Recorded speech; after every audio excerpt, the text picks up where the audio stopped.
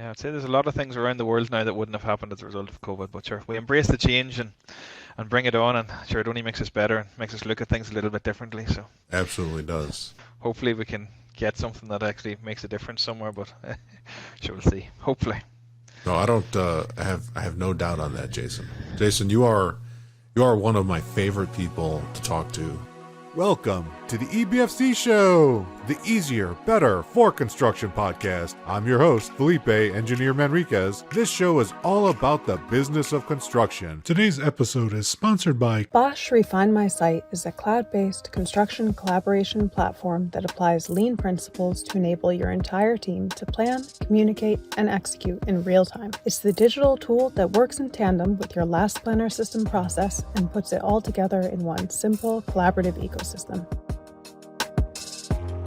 This easy-to-use platform is available in English, German, Spanish, Portuguese, and French, and can be used on desktops, tablets, and mobile devices.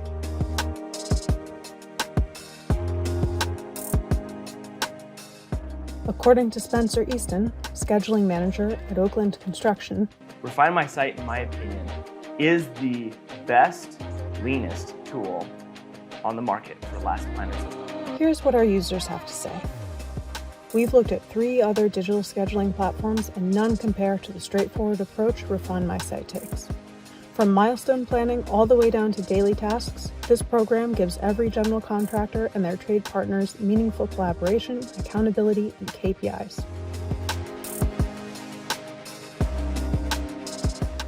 Register today to try Refine My Site for free for 60 days. Today's episode is sponsored by Construction Accelerator. The design and construction industries come up with and build great things, but we also build and waste in how we do those things, in our interactions, in our contracts, in our logistics.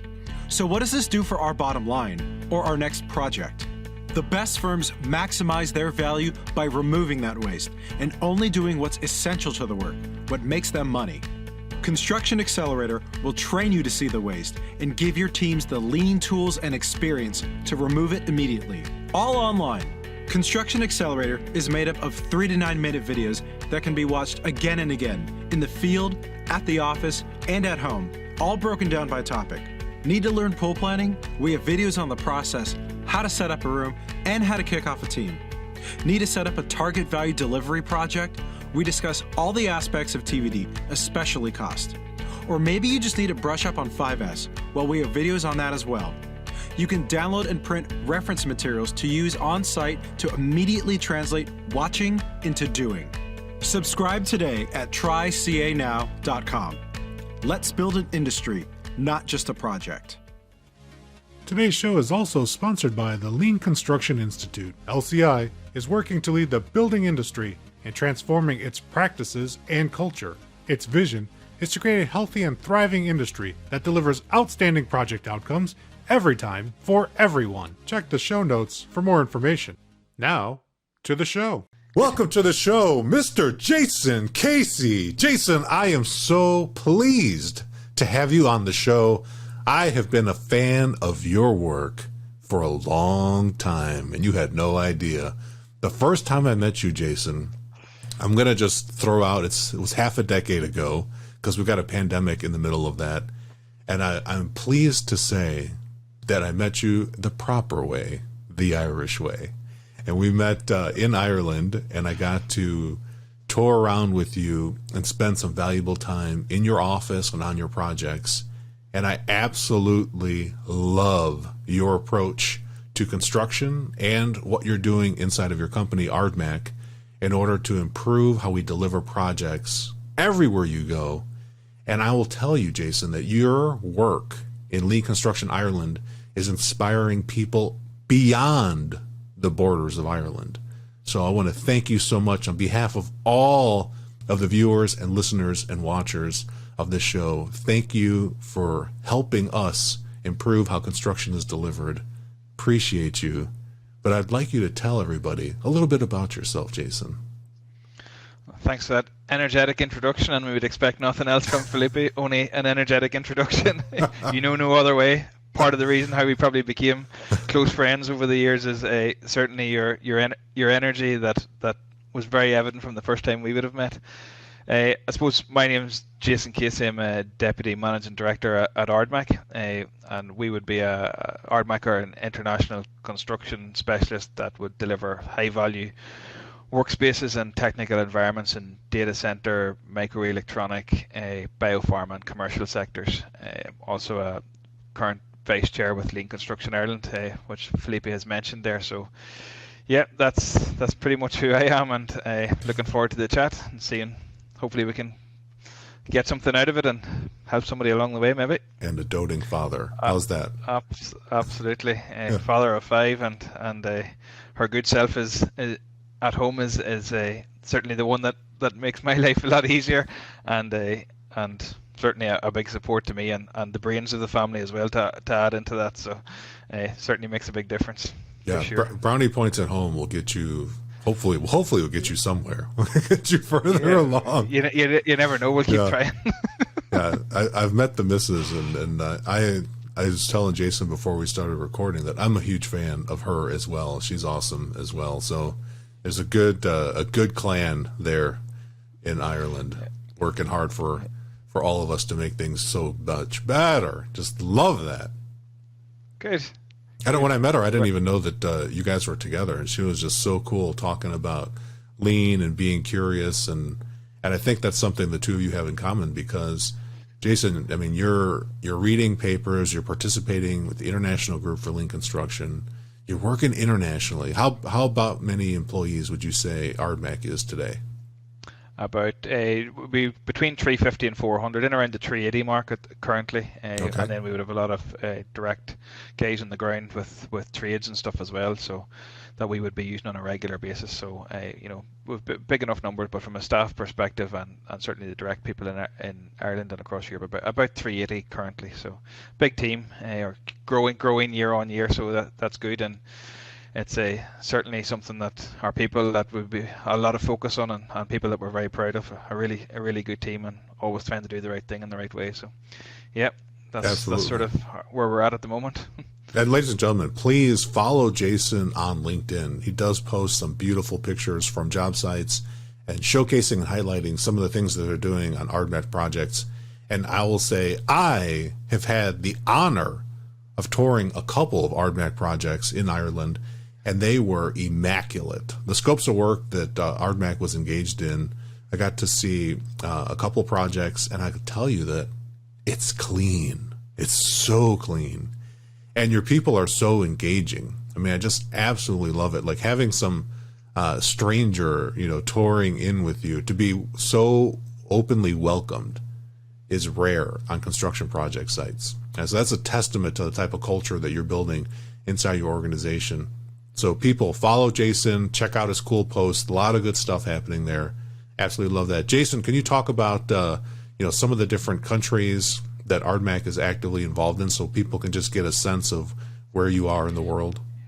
Yeah, so our headquarters are here in Dublin, Ireland. We have an office then in Manchester in the UK, and then we have other offices we're working in Belgium, Holland, currently big project in Denmark, Finland, Germany, Austria. Trying to think of some of the others, but that's mostly around Central Europe and Ireland and the UK as well. So that's typically where we do most of our business, and where we're well set up and well able to deliver. So that's currently where we're operating through.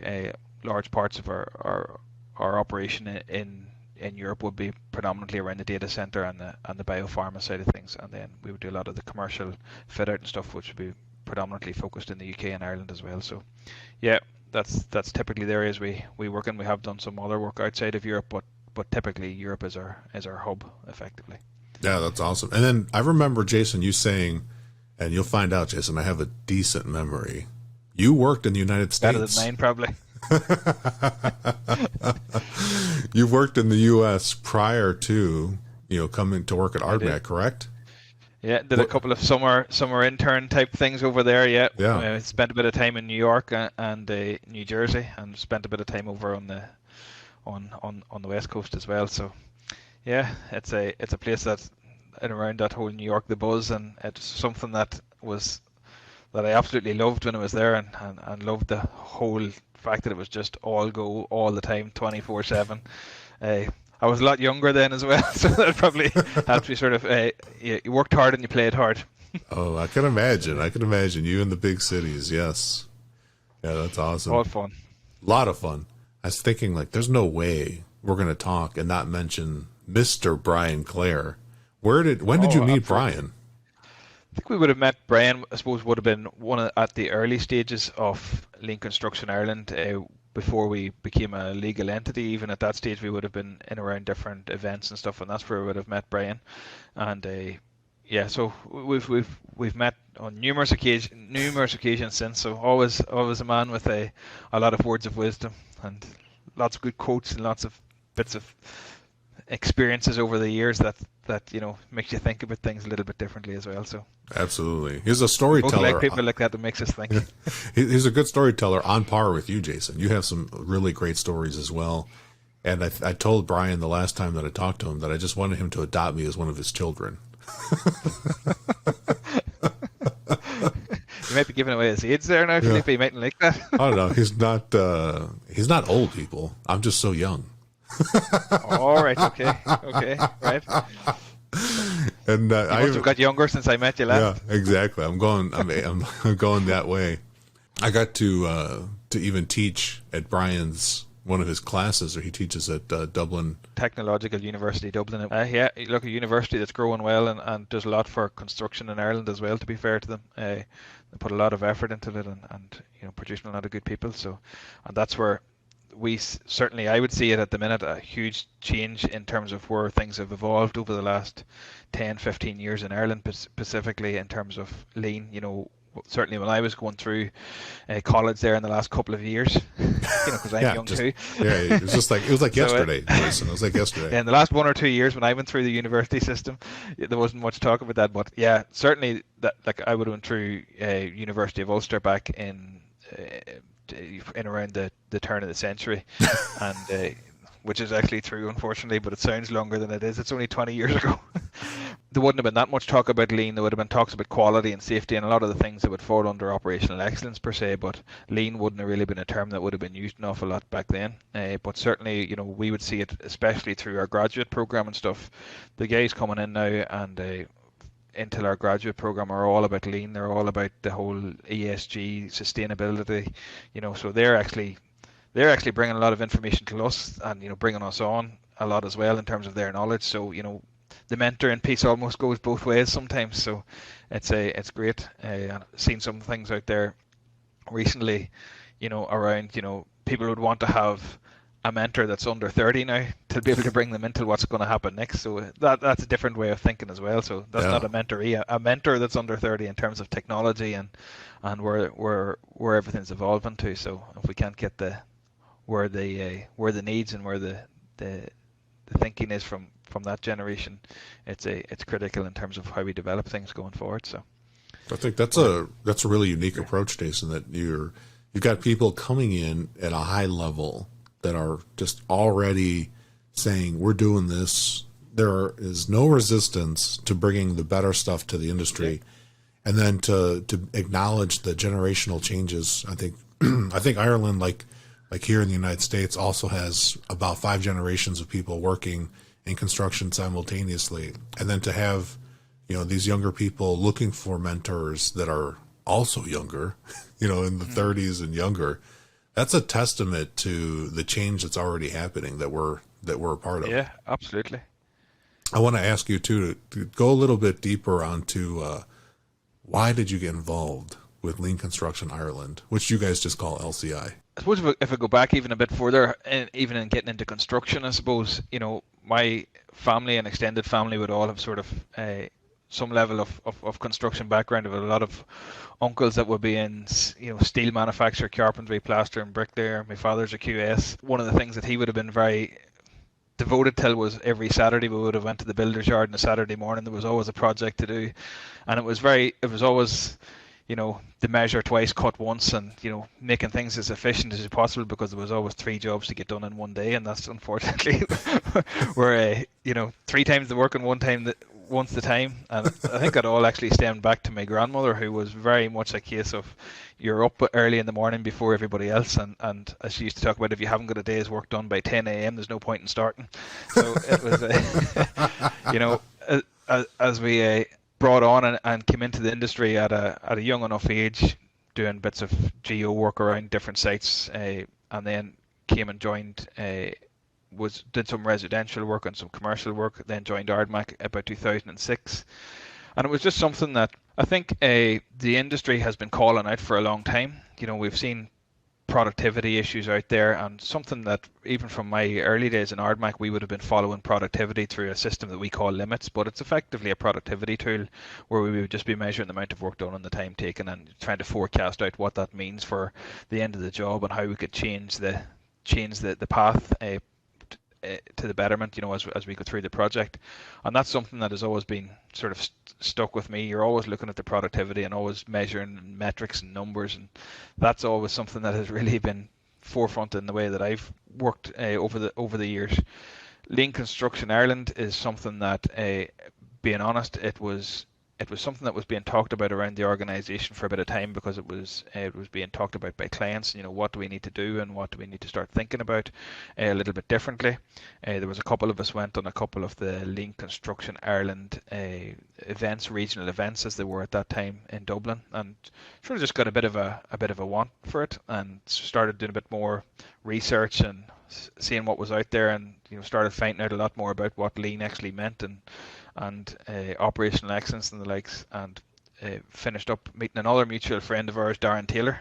Oh yes, I know Darren. So you know Darren, so running into him, and that's where the Lean Construction Ireland link in terms of me getting involved sort of came. So it was through Darren's actually suggestion, and things have developed over time, and we have a really good setup in there, and we're doing an awful lot we're really focused on our three big things at the moment. Is the client engagement piece, really bringing clients into the mix because we feel that they can drive this with a bigger impact than a lot of the construction companies or the contractors. So it's a two-pronged approach there. The whole element around contracts, trying to get contracts that are much more collaborative and much more leaning towards being able to bring lean into reality, as opposed to just as a sideshow sometimes, actually making it all about that.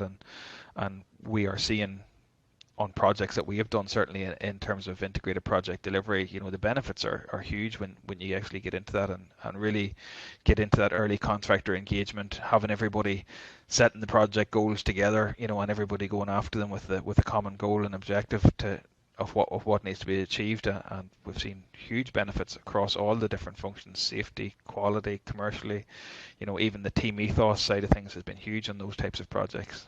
And the last piece that Lean Construction Ireland will be focusing on at the moment will be the whole capability development side of things. So we have our LCI Lean Pass that you would have seen out there, but we're in the process currently of moving that on into sort of the white, yellow, green belt and on to black belt over the next. So you'll see some changes in that over the next number of months. So that's well progressed, and Darren has actually been a big part of that in the background as well. So that's what we're at, and just trying to make a difference, make life a bit easier for people on the ground. We want people to be happy at work. That's the main thing. You don't want to be going to work and it being a slog all the time. So trying to make life a bit easier and better where we possibly can. Oh my God. Love easier and better. Hello. Jason. Definitely love easier and better, yeah. Yeah. Well, that wasn't on purpose. It just happened to come that way. So easier, better for construction. Yeah, that was just perfect, man. And for those that don't know, can you tell people what a QS is, a quantity surveyor? So quantity surveyor would be sort of our cost control a resource on any project. So be looking after the money and the commercials side of any project, sort of from all through front end to the back end. So your person that will be doing your valuations and your variations and managing the cost and the budgets and stuff through the project. So that's what we would deem a QS. I'm not quite sure. Is it a cost manager? Possibly it's called in the US. In the US, depending on the organization, they might be project controls. Yeah, project controls. Yeah. What they say. We would typically have project controls on some of the larger projects. We would cover the QS role plus a planner role, but typically we would have them they're separate resources, but could report effectively into a project control role on a larger project. Yeah. I also want to highlight that Lean Construction Ireland publishes an annual book of case studies. Jason, can you tell people what kind of things do they find in that book? This is we've had that now for the last 2 or 3 years. If you go onto the Lean Construction Ireland website, all the books are there. They're all there in soft copies that anybody can see. But it's literally a case of, or a book full of different contractors and clients, and literally just telling stories or cases of things that have been done over the previous year or longer in terms of projects that have happened in terms of making things better, or just a story about any particular site or project team. Lots of different things in there in terms of making things better. So we've had stuff around our own case last year was around our smart delivery model, which is really around empowering our people, driving performance, delighting our customers through the use of technology and embracing the whole digital transformation effectively of our business. There would be other things in there in terms of improving processes and procedures around procurement, as an example. There's some stuff in there on contracts. Other people would have things like your 5S, your 6S, some stuff on Last Planner, all the different tools that are out there, and then some of the things are focused on people. So there's lots of different things that, depending on what you're interested in, or if there's something in particular that you're looking at for your own business, and you maybe just want to go and see how somebody else has done it. We've done that as well. Jump in and say, well, Ardmac are doing this, and this is the way they've went about it. Maybe that's something to try, or maybe there's another company that you might want to look at something similar. So there's a lot of things we got, a lot of the modular and the off-site manufacturing type stuff in there as well. So it's fairly broad in terms of what it offers, but something in there for everybody, I think, and an interesting read, even if it's just from a research side of things as well. So it's good, and something that we believe that, or certainly it has been intimated that I think we're the first Lean Construction organization to publish one of these books now. So I know that it's traveled far and wide. We've heard stories of it being around the US quite a bit as well in different places. So we're glad to hear that, and certainly something we love to share. It's all about shared knowledge and shared learning at the end of the day. So I've got mine here. I've taken it all the way from Dublin to California. So anybody listening, if you've got some kind of challenge, it's probably already been resolved, and it's in the Lean Construction case study book, which will give you some inspiration to see how it can be done. It can be done. All improvements are possible. Everything can be done. Yep. As Henry Ford said, whether you think you can or you think you can't, you're right. That's right. That's one of my favorite Henry quotes right there. I like that one. I'm glad you brought that to the show. That's gonna make it into the clip show, of course. Do you think so? I know it will. I have influence on that. We love the quotes. We do love the quotes. Anything that makes us think. Just off topic, Jason, I just don't understand this valuation. When you talk about cost, I've heard this said at many a conversation around a proper pint. We've talked about things being worth and not worth a quid. Roughly, what is the value of a quid? I'm not quite sure what your question is. The value. What is the value of a quid? Yeah. Well, like when you say something's not even worth a quid or something, I think that's something I remember. Maybe I'm remembering wrong. It's totally possible. I think value can only be determined by the customer anyway. So it's a case of what they value something at, and at the end of the day, and it's up to the rest of us to make that work for them and to try and get things as efficient as possible.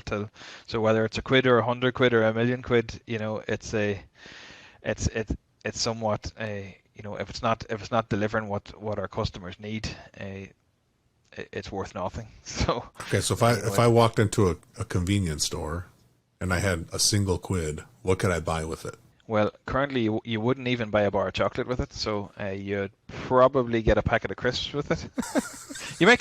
You probably wouldn't get a can of Coke with it. A quid, probably about $1.20. I'm trying to think of what would be worth a quid. If you went into the 99 pence store, you would get lots of things that are worth about a quid. Okay, now I know. Now I know. Thank you. You just satisfied my personal curiosity. Appreciate that. Now all those quotes about it makes so much more sense. So a quid, you could call it a quid or a euro or a dollar. It's all the same thing effectively. So. Oh, I never heard anyone tell me that simply what it is. So I like that. Yeah, it's a euro or a dollar. I think a quid could be determined as a euro, a pound, or a dollar, or any other currency either. So Beautiful. What does continuous improvement mean to you, and why is it important to you? to me, it's not about a big bang approach here in terms of continuous improvement. It's very much around, you know, setting up expectations, setting goals and objectives and targets that are feasible for your business, feasible for the team that you have to bring them on. They can be little small things, as we talk about in here, is the small A and the big A. So the big A will come in terms of innovation and or improvement, you know, once in a while, as you do some big projects that there's a big team around it, and that's really around strategy, around getting something to change or something new coming into the business. But there's so many things that happen every day of the week, and a lot of the things we don't even realize are happening until you actually step back and look at them, you know, where people are just looking at a problem saying that's something we need to change. Something very small, very simple can change, and all of a sudden you can't even project the impact that could have for forever. You know, if you change a process or change a way of doing things, you know, from a productivity, you start to scale it up over the years. It's absolutely huge. So continuous improvement to me, I suppose, it's really about incremental improvements, whether it be in people, whether it be in process, whether it be in procedure or product, you know, and cumulatively they'll improve the operational excellence of the business. And really, I suppose then you have to recognize and embrace all those things as well, you know, to bring them on another stage to ensure that happens as a part of course without having to make it into any big thing. So, you know, we always talk about continuous improvement, but something that we've certainly learned over the years, if you start talking about continuous improvement as some big thing, it's a bit like lean, you know, as some big thing, it nearly spooks people a little bit. You know, every company's different, everybody's different, and you know, we have the lean governance team that you would have met in the past here as well, and you know, lots of things going on in the background there, but it's all about just the little pieces of the puzzle, all trying to make the jigsaw, and then, you know, at the end of the day, we're trying to make that jigsaw a bigger jigsaw, harder and harder as it goes. But just, you know, the more we learn and the more we bring to the party, the easier that becomes. So, don't know if that's something you would put in the dictionary or not now in terms of what continuous improvement means, but that's certainly something that I would see it as. So it's just about making things better, as easy as possible, and ensuring that everybody's enabled to do that, and that the expectations, goals, and objectives around all those things are clear. And I love your humility, Jason. You're so humble. So I'm gonna brag for you. I remember. You're all right. You're grand. Don't Yeah. bother. I remember meeting your lean governance team, and this is a group of executives around Ardmac from different parts of the business that from what I could see, wasn't told to me, this is just from what I can see in conversation, that they are wholly focused on improving how Ardmac operates for the benefit of the customer, of course, but also for your employees and your partners. So I thought that's something unique. A lot of companies talk about, you know, what their business is, but very few, Jason, actually work on their business from within the business. So I just want to highlight that and brag on you, because that's something very unique, and I really like that. And your group is open to bringing people in, like you brought me in to talk about some things that you were working on at the time, and that was very interesting and fascinating to hear the different perspectives. And you guys had even done employee engagement surveys to make sure that you were getting real data from your people on the front line, from even project managers, as their opinion matters a lot. And I remember all that, and I was just blown away. I was like, wow, this company is like so cool. And so even though that the reasons that you're meeting is that you're trying to overcome some difficult things, and like you said, set the organization loose, it's the little things that's hard to tell what's going to cut things loose until you start experimenting. So you do have an organization of learning, and you do have an organization that experiments and encourages people on projects to also experiment. And I'll brag a step further. We even went to a project just outside of Cork, and we met inside of a Connex, and it was the first time that I got to do a presentation inside of a Connex, which is just stands right here as one of my favorite times. If for those of you who don't know what a Connex is, it's like a shipping container that you would see that transports goods. So some of them have doors, and some even have windows, and they can be like makeshift offices as well. Porta cabins, we call them. Porta cabins. I like that. Yeah. We did a little presentation on Scrum for our project team that had been using, they had been using Last Planner system, right? Yeah. Yeah, they had been using Last Planner system, and they had come across some difficulty with getting past some of the constraints. And so we taught them Scrum, and Jason was there. He brought me in, did a little presentation. I think we spent all of maybe 40 minutes showing people what Scrum is, and then we did about 20 minutes of questions and answers. You can imagine this porta cabin. There's a table in the center of it, and all around the perimeter, every single chair is taken, and there's even a peanut gallery in the back where we have like 2 rows of people filling in the little bit of space in the back, and it's completely full. All I can do is stand next to the projector screen at the front because there's so many people inside of this container. This was and it's warm. And it was warm. It was before COVID. I think it had an air conditioner too, if my memory is correct. So Yep. it was a conditioned porta cabin.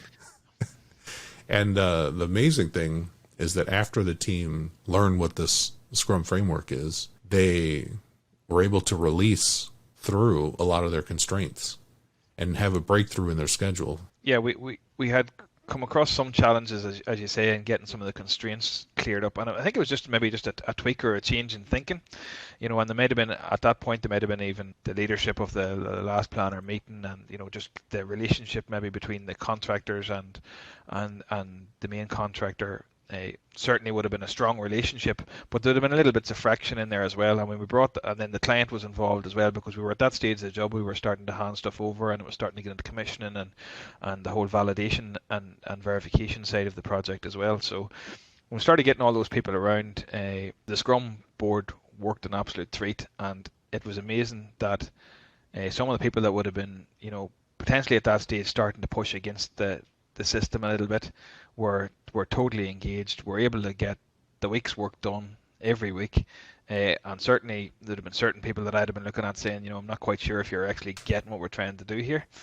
Certainly embraced the Scrum side of things, and for that project it worked extremely well. And I know for certain, if you talk to Willie and Aidan and Ronan and that, the guys have been using that there since that project on pretty much all projects, I believe, and on a very regular basis anyway, and certainly seeing the benefits and the success out of it. So thanks very much for that, because it certainly made a difference to the end of the project for us, and future projects after that. So we much appreciate that. And we've even, after that, you come up and you had done some of the Scrum things up in our office with some of our management team as well, and we can see some of our finance guys, for example, and our IT guys will be using Scrum boards there for their weekly things. So it's not just about the construction side. It can be used for anything. So you could use it for doing the housework at home there, but if you wanted. But it can be used for so many things, and it's actually very simple. And the more now we've moved into the virtual world, we see the likes of Microsoft Planner and loads of things like that, where we have guys there that would use Microsoft Planner quite a bit, and it's effectively the same thing, or the other software, which was the Trello that would have been used quite a bit, or you use Trello quite a bit, don't you? I still do every day. Or you did anyway, so you still do, so that's good. Yeah. So yeah, there's lots of different versions and different options for that, but at the end of the day, it's really around setting up the plan and committing to it, and doing everything that you can to achieve it. And certainly when you get that into a group where people see the commitments there, and there's one thing on a board, this is what has to be done today, and it's amazing that it's rare enough that doesn't get to happen.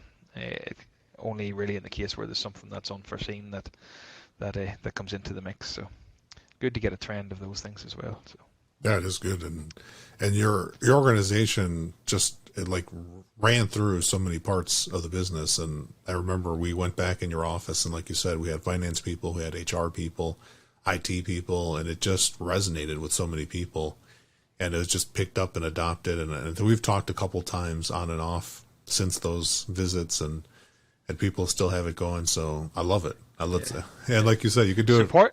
Yeah, it's an important point, because sometimes people think of construction and we always think of the site and the big project and all the rest, but it takes there's a lot of wheels to make the truck go around, and there's so many other functions that all enable that to happen.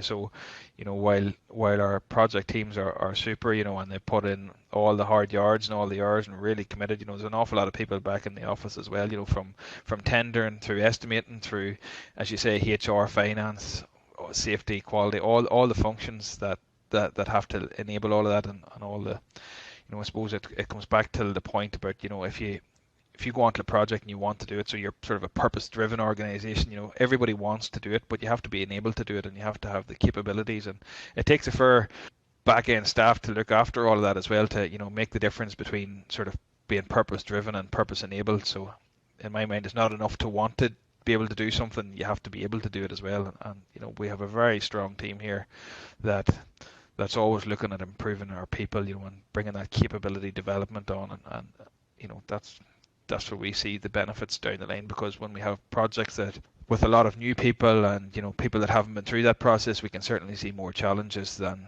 people that have been embedded into what we're really about behind all of that. So absolutely, it enables all of that. But important point, and sometimes we think construction is just about the field, and it's much more than that. Right. And I could say, like, having, as an outsider, Jason, looking into how your organization works, the culture you have in the field on your project sides matches the culture you have in the office.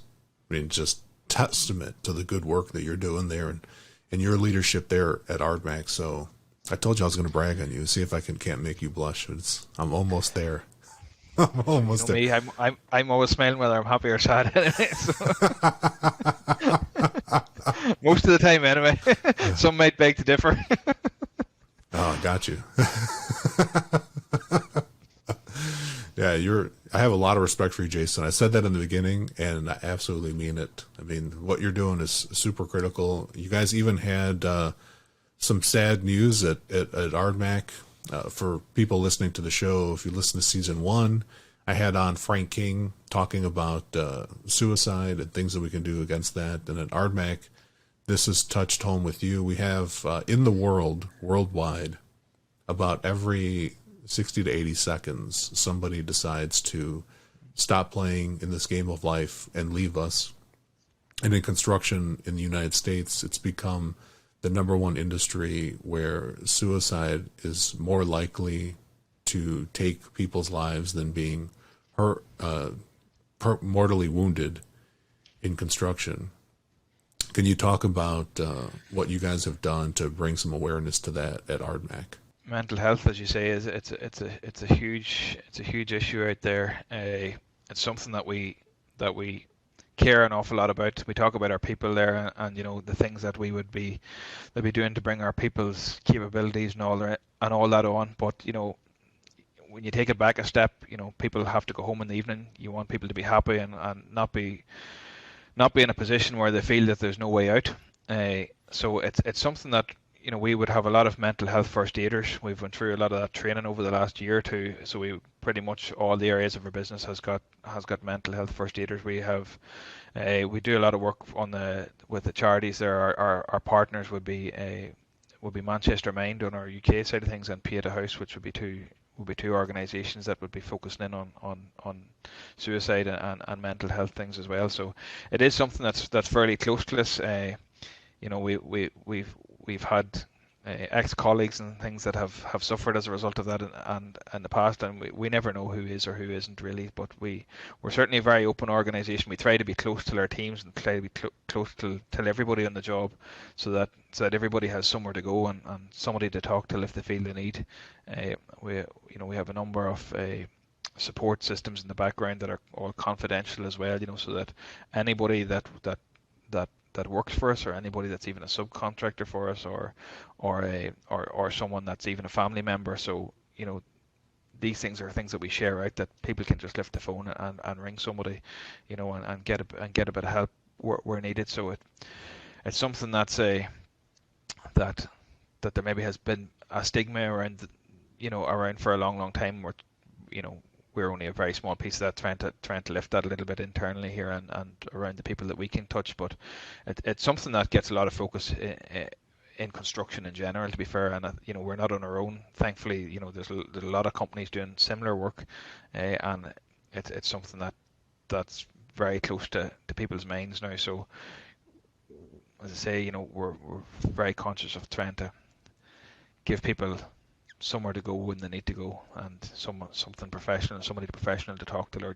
just an ear, because as a whether it's the communication side of things. I know you always talk about the I've heard you talking about the tool that you would have used most in your life, which is the one that's called talking. Yeah, it's my favorite technology. If there's a bit of technology is talking, yeah. So that's something that, look, as I say, it's just something that we've spent a good bit of time and effort on, and for good reason, and something we care about a lot. So like that, there's plenty of options there for anybody that's feeling a bit down, or feeling that it's getting a bit much. There's loads of different options out there. So yeah, we'll use them if you're in that mode. And Jason, we'll bring forward, if you send me links to those 2 charity groups that you guys have partnered with, yeah. I'll put them in the show notes so people can check that out. Absolutely. Find some support, as well as we'll put in some helpline numbers that are free and available to people listening in around the world. Yeah. And thank you for that.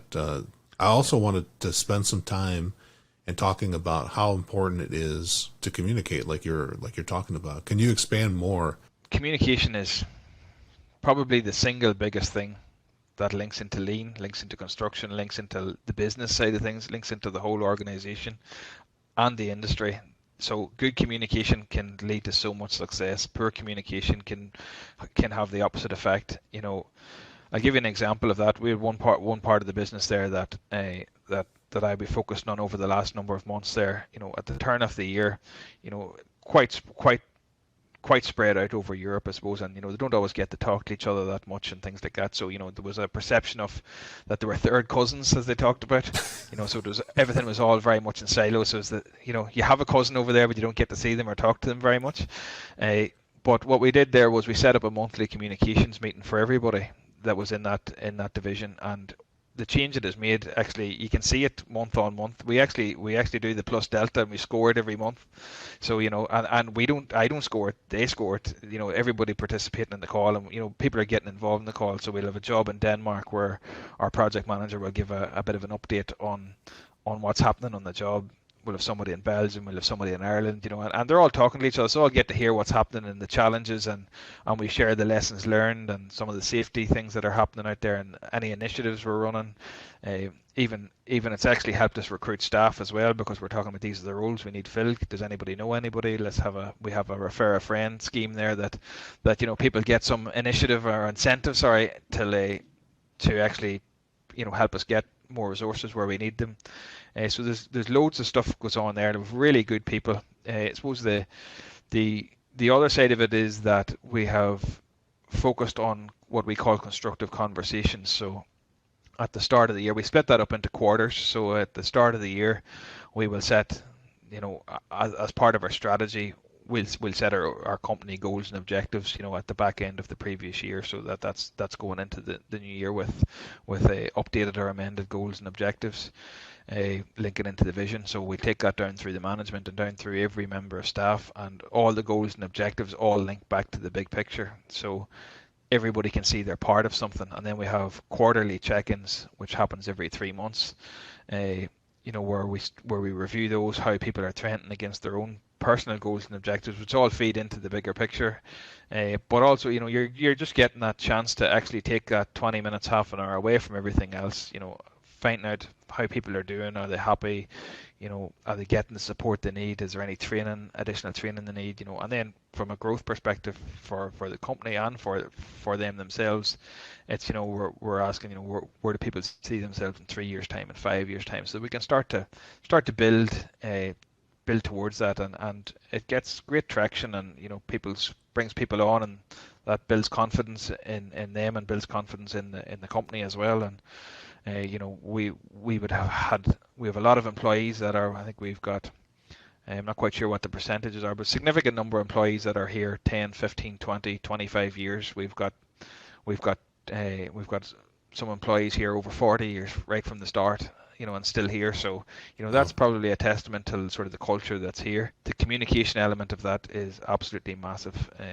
and just keeping people informed, because when people feel that they're, it's building that trust all the way up through the organization as well, that everybody knows what's happening and everybody knows what it's all about and the reasons that we're doing things. So, and the communication is, always that two-way thing. It's not about, it's more so about listening than talking. So just hearing where everybody's at and what problems they have. And when we start to get into that mode where people feel they can trust people talk, and little issues get resolved very easily instead of becoming big issues, get resolved at source. And I'm sure there's lots of things out there every day that's getting resolved every day without us at a senior management level even knowing about it, which is exactly where it should be. And people sorting it out with their peers and working together, because they're all trying to achieve the same goal and objective anyway. So as opposed to working in silos where it's he said and she said and trying to do things individually, we all working together to be the best we can be and do our bit. And I suppose we have a responsibility to do that for ourselves personally and for the organization as well.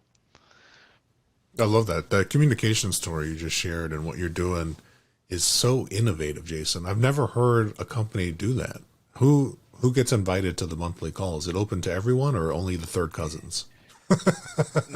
No. So we would have different parts of the business. So we have our organization split up into business units sort of per sector. So data centers, pharma, clean rooms, commercial. So everybody does it slightly differently. Some people do it in what we call a town hall, and that would happen every few months, where everybody's invited, absolutely, and you do a bit of a spread of what's happening.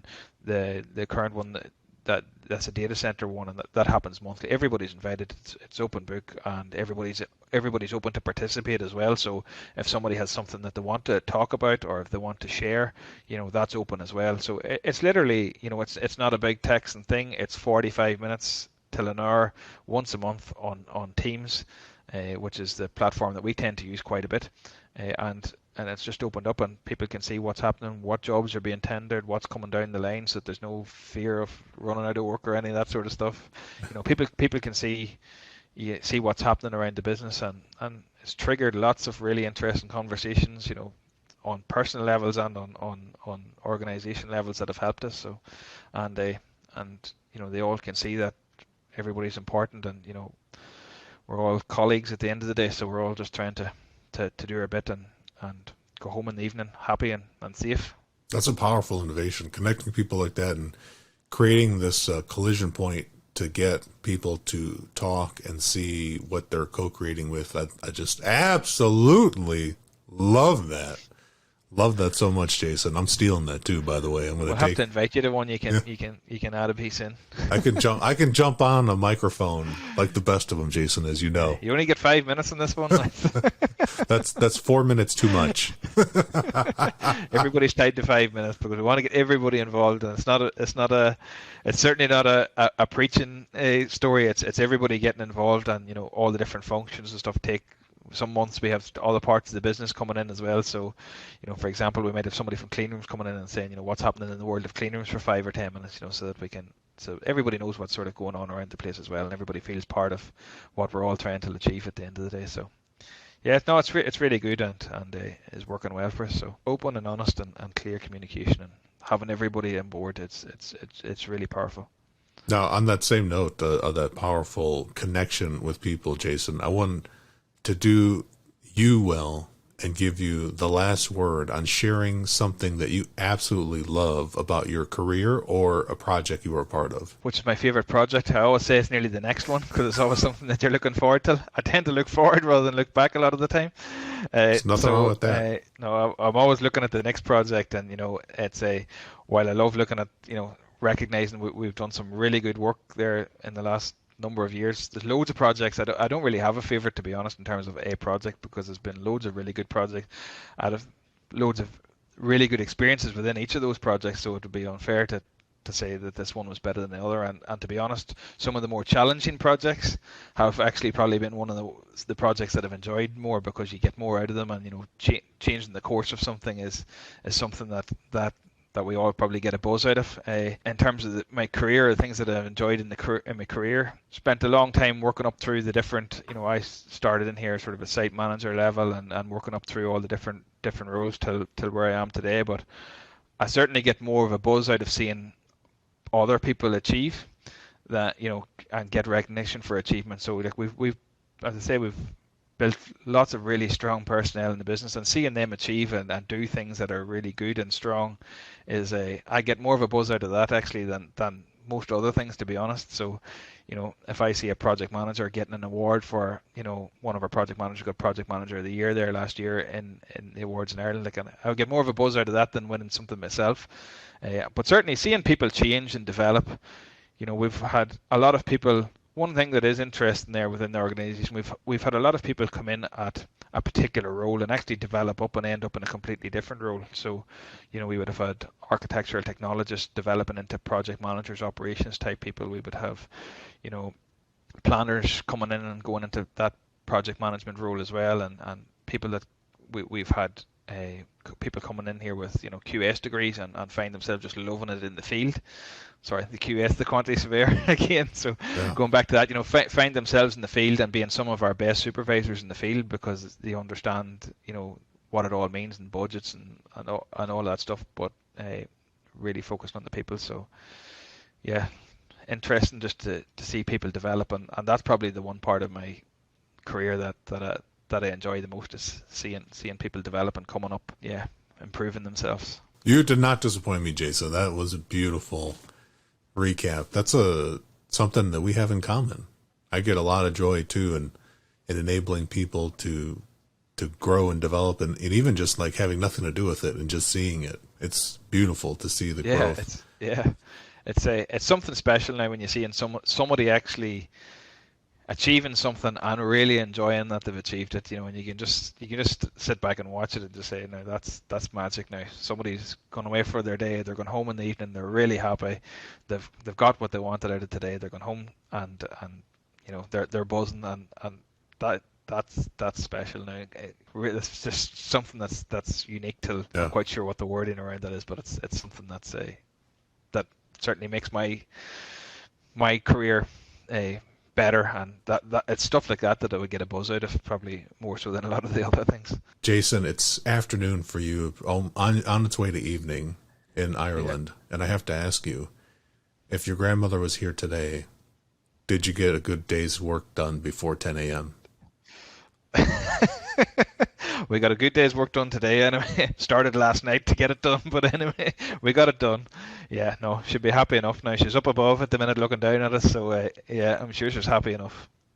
That's beautiful. So, Jason, I want to thank you so much again for spending time with me and inspiring another entire generation of builders and people involved in construction. Thank you so much. I love the work you're doing. I appreciate you. I have mad respect for you. My brother from another mother, first cousin, Jason Casey. Yeah, well, that goes both ways. So thank you very much. And, you're always very welcome in Ireland. And hopefully we'll get to meet again in person soon. I certainly get a lot out of this show. It's, as I said to you before, it's a show that I can listen to, and I might go back and listen to the same episode about 3 months later and actually get a completely different thing out of it. So as I said, with the quotes, with shows like this, with books and things like that, it's all stuff that makes us think a little bit differently. So take a step back and look at it, and hopefully we can improve ourselves and improve everybody around us, and at the end of the day that'll improve our project. So thank you very much, and well done, and congratulations on the success of the show so far. Very special thanks to my guest. I'm Felipe, engineer-manriquez. The EBFC show is created by Felipe and produced by a passion to build easier and better. Thanks for listening. Stay safe, everybody. Let's go build.